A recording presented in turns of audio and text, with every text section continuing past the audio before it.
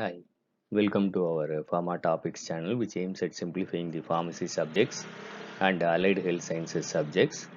Our topic of discussion is effect of agonists and antagonists on the guinea pig ileum. In this discussion, we will see the type of agonists and what are antagonists, how to know whether it is agonist or antagonist in experimental pharmacology. Usually, the guinea pig ileum is taken. Different types of substances are checked for contraction or inhibition of the contraction of the agonist.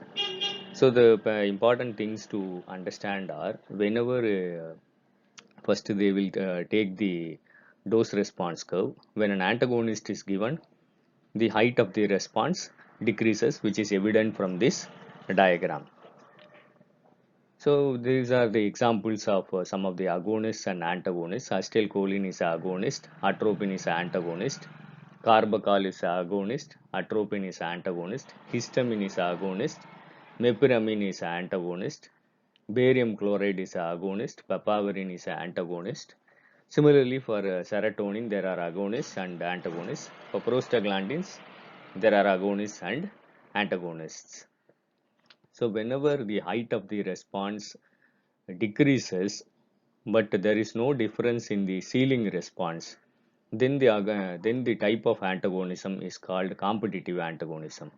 When the ceiling response or the maximal response of the agonist is decreased by the antagonist, then it is called non-competitive antagonism, which is evident from this graphical representation. So you can see in the diagram, whenever an antagonist is given, the height of the response, that is the maximum height of the response, gets decreased. For example, for 0.2 micrograms per ml, the height of the response for agonist, which is not changed in case of the competitive antagonism, whereas in non-competitive antagonism, it is decreased. So we'll see how to evaluate the agonists. So here, if we see this graph, this blue line is acetylcholine, the dose response curve of acetylcholine. When it is given along with physostigmine, the curve shifts to left. This type of representation is called potentiation. Then physo, when it is added, it potentiates the effect of acetylcholine. For evaluation of agonists, they use a measurement tool called PD2 value, which is the dose required to elicit the 50% of the response of the agonist. And the another thing which is followed to measure the agonist is the standard preparation is compared, the test preparation is compared with the standard by a matching bioassay.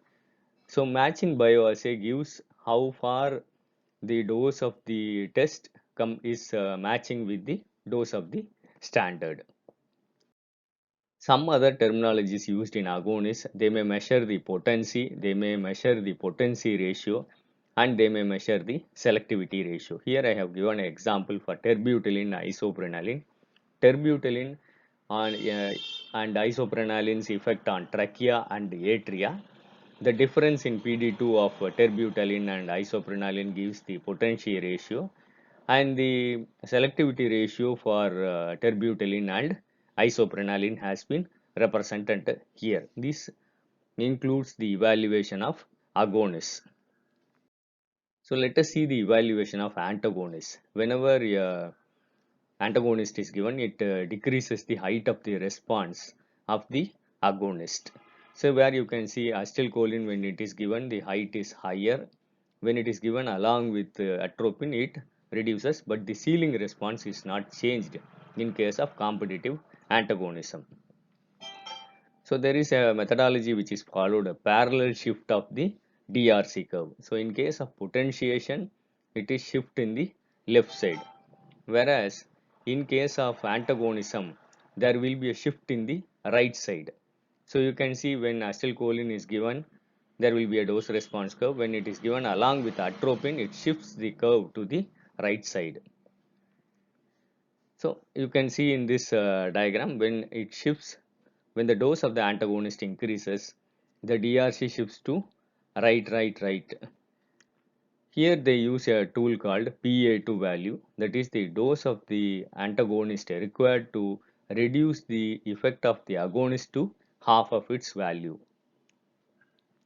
When the height of the response decreases, it is called non-competitive antagonism.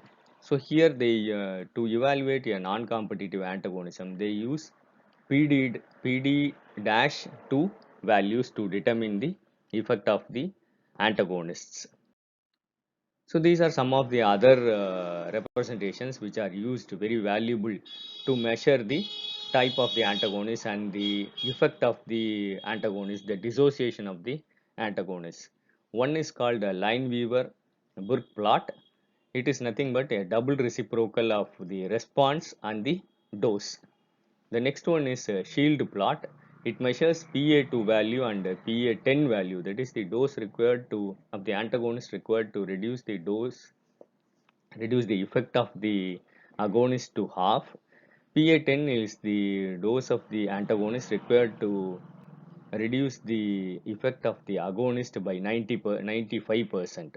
So they will measure the value of PA2 minus PA10. Here the dose response minus 1 is plotted against concentration of the antagonist. So here you can see as the dose of the atropine increases, it shifts to right and right.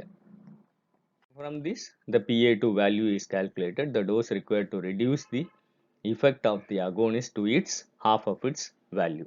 So these are the nutshell informations for the evaluation of agonists and antagonists. I hope it will be useful for the pharmacy students. Thank you for listening. Happy learning. Kindly share this to your friends. Kindly subscribe to our Pharma Topics channel for further videos and encourage us to put more videos. Kindly subscribe to us. Thank you.